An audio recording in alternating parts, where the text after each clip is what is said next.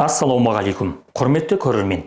Бүгінгі бейне баянымызда біз Евразия тарихындағы ең құдіретті, бірақ зерттелуі жағынан көптеген бұрмалаушылықтарға ұшыраған мемлекеттердің бірі Қам немесе алтын қағанаты туралы сөз қозғаймыз. Қам Қытайдың осы заманғы әдеби тілінде жин деп оқылғанымен, ежелгі Гуандун йот тілінде бұл атау Гам немесе Кам деп дыбысталады. Түрік тіліндегі Қам немесе Ғам түбірі де қазына, байлық, металл деген мағыналарға жақын келеді. Қам қағанаты 1115 жылы Қытан империясының Абақ Керей әулетін тақтан тайдыру арқылы өз билігін тіктеді. Бұл қағанат 1234 жылға дейін, яғни Шыңғысхан негізін қалаған Алаш ұлысының қалың қолынан түбегейлі жеңіліс тапқанға дейін дәурен сүрді. Қамның түп атасы Моғолдан шыққан Оғыз хан заманында мәлім болған Моңғол түріктерінің құрамында Жалайыр, Қоңырат, Дулат, Керей, Найман, Уақ, Шанышқылы, Сіргелі, Алшын татар қатарлы ілкі қазақ ру арыстары болғаны Жамиғат Тауарих, Рашид ад-Дин қатарлы түп нұсқа тарихи құжаттардан белгілі. 581-618 жылдары Таң әулетінен бұрын билік құрған Сой әулеті дәуірінде Қамдар Моңғол деп аталды, әрі бұған 7 бау-жұрт түгел қамтылды. Және Уақтар, Қоңыраттар, Жалайырлар тағы басқа да түрік арыстары болған. Деректерде Қам елінің стратегиялық нысаны болған Ұлы Қорғанды күзету міндеті оңғыттарға, яғни уақтарға жүктелгені айтылады. Бұл билеуші әулет пен уақтардың арасындағы жақын туыстық немесе қандастық байланысты білдіреді. Таң әулетінің бастапқы кезінде Қайсой, Қайы, Шөмекей Моғол туралы айтылады да, қалған 5 бау-жұрт туралы еш дерек берілмейді. Шөмекей Моғолдар Көрей жұртымен бірлесе бастаған кезде науғылары, тектері дай, адай болатын. Таң әулетінің ең мықты қолбасыларының бірі Елизек. Көрейлерді талқандағанда Шөмекей Моғолдар Доғмау тауын қорғап қалды. Кейін олар Боқай деп аталды. Сөйтіп 10 атаға жалғасқан хандық құрды. Моғолдардың әсілгі аты өз Құз болатын. Құздар ежелден Сусан жерінде болған. Қазіргі солтүстік шығыс Қытайды, Моғолстанның шығыс бөлігін және Қарамұран Хуаңқы бойындағы Улан-Ғайыр жазықтықтарды қамтыды. Енді осы пішік Бейжіңше, Сушін, Гуандунше, Суксан немесе Сусан деп оқуға болады. Бұдан Сұқсан немесе Сусан деген аударма шығады. Егер Қарасұқ мәдениеті деген археологиялық атау Қарасу мәдениеті деп қолданылатынын ескерсек, сұқ сөзінің су деген мағына беретінін түсінуге мүмкіндік туындайды. Сондай-ақ көне түріктер су сөзін сұп деп айтқан. Демек, сұқ, сұп, су бәрі бұрығым, ал сан рулық этникалық бірлікті көрсететін атау немесе мөлшер сөз болып табылады. Мысалы, ол тарихи деректерде 10 сан ноғай, 6 сан алаш тағы басқа түрінде қолданылған. Осы негізге сүйене отырып, біз Сұқсан, Сусан деген атауды ұлы суларды, теңіздерді жағалай қоныстанғанына қарап, су елі, су бойындағы этностар деп түсінеміз. Ал Құздар кім еді деген сұраққа тарих ғылымының докторы, профессор, жазушы Қойшы Қара Салғара ұлы сынды Абыз ағадан жауап ізделік. Автор өзінің жаңаша пайымдау атты мақаласында олар туралы осының құздары өз тарапынан іш құздар және тыс құздар болып екіге бөлінген. Ішкі құздар батысқа қарай өріс кеңейтіп, Қара теңіз жағалауын түгелдей емденеді. Алдыңғы және кіші Азияға өтеді. Еуропалықтардың скиптер деп жүргендері осы ішкі құздар. Сыртқы құздар Каспий теңізінің оңтүстік және оңтүстік шығыс бетін мекендеген. Олар парсылар берген сақ атауымен тарихта белгілі, деп жазған. Демек, ғұздар, сақтар немесе эскиптер, яғни Қара теңіз бен Каспий теңізі алқабын мекен еткен ежелгі түрік халықтары. Оған Қыпшақ, Қаңлы, Алшын қатарлы көптеген ілкі қазақ ру арыстары қамтылған. Бізді қалыптастырған осы этностар ғұздардан тараған.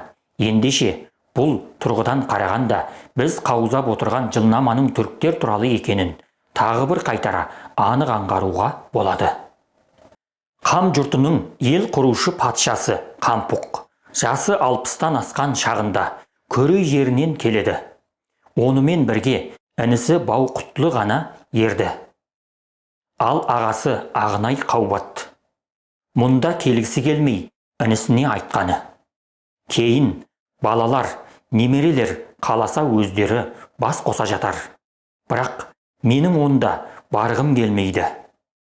Сөйтіп әз баба Қампұқ өнген бауға қарасты Бұқан суының жағасына, ал Бауқұтлы Ерей жеріне қоныстанды. Кейін оның ұрпақтары Құсман әз бабаға құтсуғын дәрежесімен келіп қосылды. Ол бұлармен туыс екенін, үш ағайынды ата бабалары бір-бірінен бөлініп кеткенін, өзі Ағынайдың ұрпағы екенін баян етті. Шекті мен Деккөнейлер Бауқұтлының ұрпақтары еді. Кейін ел құрушы әз баба елеулердің сарбазын шекара бойында жеңіп, еллік ешесті тұтқынға алды. Сонда Løмбөк және Ақташы екеуі арқылы боқайларға Үзек пен боқайлар бір шаңырақтанбыз деген үндеу тастатты. Бәрінің түбі жеті баулы өз ғұз екенін ұқтырды. Әз баба өңгендерге келген соң уақыт өте келе көрші ұрулармен арада құн дауы туындады. Екі ел арасы қатты бүлініп, бітімге келе алмады. Сонда бір өңгендік әз бабаға: егер арадағы дау басылып, шабыс тыйылсын десеңіз, бізде бір 60-қа келгенше некеленбеген бүбі бар. Соны алып, екі елді сүйектес етіңіз, деп кеңес салды. Әз баба Қампұқ оған келістім деп жауап қатты. Осылайша араға жаушы салып, қанға қан алмақ қайшылықты шешудің жолы емес. Керісінше төгілген қан молаймақ. Тентектің басын кесудің орнына өлгеннің құнын төлейік. Сонда бауырдың кегі қайтар, әрі ағайын олжалы болар, деп сәлем айтты. Даугер жақ бұған келісті. Осылайша Қонкердің отбасынан бір адам, қосарымен 10 жылқы, 10 сиыр, 6 сәрі алтын қаралы отбасыға берілді. Екі жақ уағдамыз уағда десті. Үйсіндердің кісі құны 30 қара дейтін жосығы осыдан қалған. Бітім бойынша құн төленді. Оған жұрт куә болды. Қайырлы болсын деп көк бұқа берілді. Сондай-ақ 60-тағы әйелді алды. Кейін одан Оқлы мен Отлы деген екі ұл туды. Жүзбен есімді бір қызда болды. Міне олар өнген баумен осылай бітісті. Үйзек, Үйжек қағанаттары кімдер? Қытай жазбаларында осы пішіктермен хатталған қауымның көне Гуандун йот диалектісіндегі ақиқи дыбысталуы. Түркі тілінің фонетикалық заңдылықтарына сәйкес бұл атау тарихи деректерде Үйжек, Үйшек, Үйчек немесе Нойзек түрінде оқылған. Ең маңызды мәселе қағанаттың этникалық құрамы. Бұл атаудың түпкі төркіні мен үй түбірі олардың ежелгі үйсін этнонимнен бастау алатынын дәлелдейді. Қытан Ляу мемлекетіне бағынған оңтүстік бөлігі пысық Үйзек. Ал бағынбаған солтүстік еркін бөлігі Қамақ Үйзек деп аталған.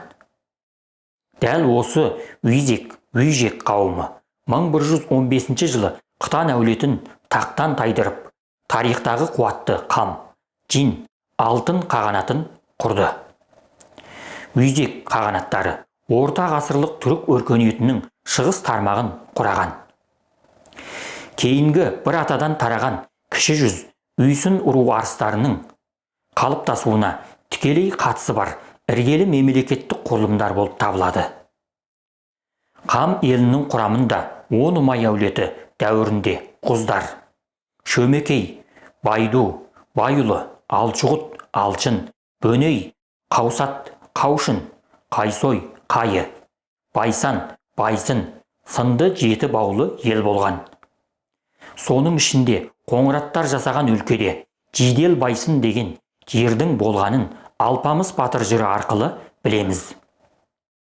Этнонимге осы тұрғыдан назар салсақ, Байсын ұруы Қоңыраттардың бір бұтағы болуы да мүмкін. Қам қағанаты құлағаннан кейін оның әкімшілік тәжірибесі, заңнамалық жүйесі және көптеген білікті кадрлары Шыңғыс хан ордасына қызметке өтті. Мысалы, әйгілі Еллік Шоқсай сияқты тұлғалар Қам алтын мемлекетінің басқару үлгісін Алаш ұлысына енгізді. Әйгілі Еллік Шоқсай кім?